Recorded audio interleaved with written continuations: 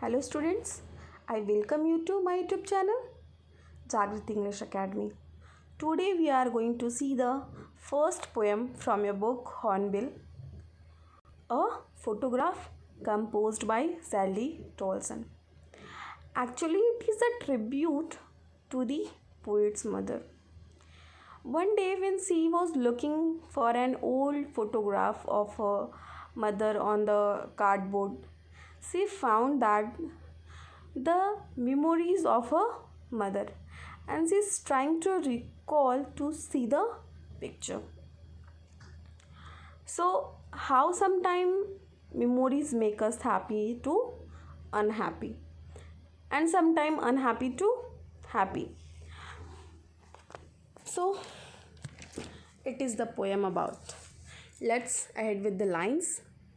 The cardboard shows me how it was when the two girl cousins went padding, each one holding one of my mother's hand. So वो यहाँ कहती हैं कि जब उन्होंने अपनी माँ का एक फिगर देखा, एक कार्डबोर्ड देखा, एक चित्र देखा, एक फ़ोटो देखी, तो वो कहती हैं कि उस फ़ोटो को देख के मुझे अपनी माँ की जो मेमोरीज़ थी, जो यादें थी, वो ताज़ा हो जाती हैं। और वो कहती हैं कि इस पिक्चर में दो लड़कियाँ और भी हैं मेरी माँ के साथ जो पैडिंग कर रही हैं और उन लोगों ने मेरे माँ का जो हाथ है वो पकड़ रखा है। And the big girl some 12 year or so. वो कहती हैं कि वो जो सबसे बड़ी लड़की है वो मेरी माँ है और उस वक्त उनकी जो उम्र थी वो लगभग 12 साल की थी। All three stood still to smile to their ear. और ऐसा लगता है कि वो सभी खड़ी हैं एक जगह और उनके जो बाल हैं वो हवा में उड़ रहे हैं। मतलब सी साइड पे जब वो मस्ती कर रही थी वो कितनी खुश थी, वो कितनी अच्छा फील कर रही थी, उनको कितनी खुशी हो रही थी फ़न करके, एक टाइम स्पेंड करके, एक हॉलीडे स्पेंड करके। और ये उनके चेहरे से भी पता चलता था। At the uncle with a camera. वो कहती हैं जैसे कि आप सभी को पता है कि जब हम लोगों की कोई पिक्चर लेना चाहता है तो हम लोग एक जगह खड़े हो जाते हैं and we try to smile.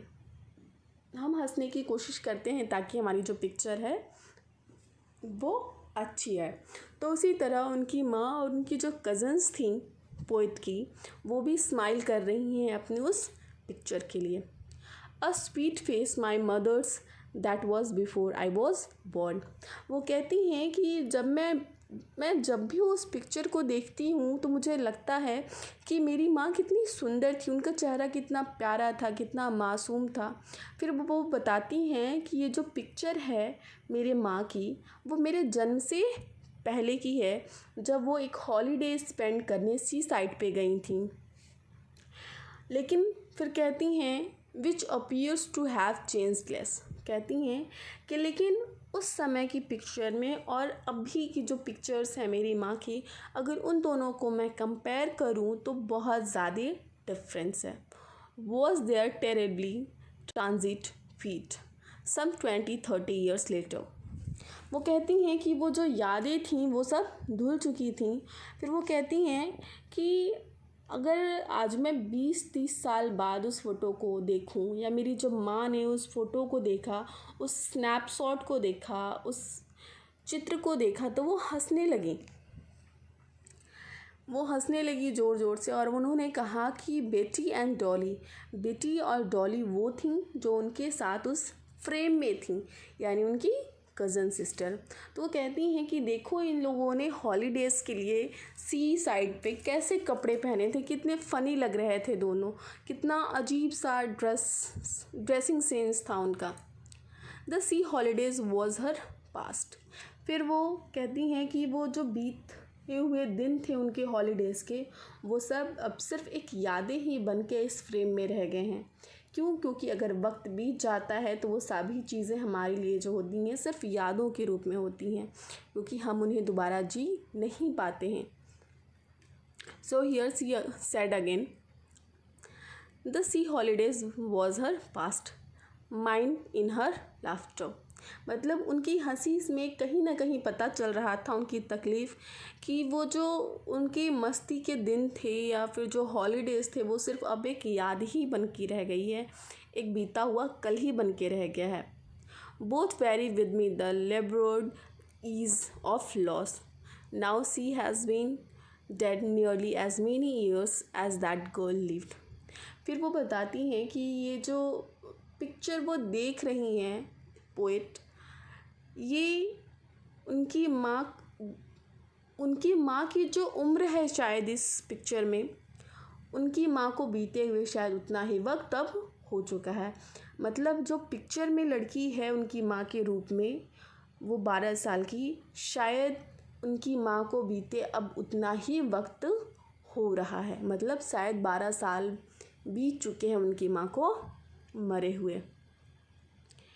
End of this circumstances there is nothing to say at all. It's silence. वो कहती हैं कि अब इन परिस्थितियों में और कुछ नहीं कहा जा सकता, क्योंकि इस यादें सिर्फ यादें ही बन के रह जाती हैं, उससे ज़्यादा कुछ भी नहीं। यहाँ पे सिर्फ एक ही चीज़ है जो कहने के लिए है, वो है सिर्फ खामोशी। खामोशियाँ बहुत कुछ बयां करती हैं। The poem and with the fact that everything with the time changed. Sometimes the changes are taken as loss and make us unhappy. So the most important thing about the pictures or about the person is that physical beauty can be changed with the time, but the inner beauty, it means our nature, जो हमारी nature की beauty होती है, मतलब जो हमारे अंदर की ब्यूटी होती है, इनर ब्यूटी होती है, it can not be changed. It always remains the same as like sea, mountains, rivers and all. Thank you for watching.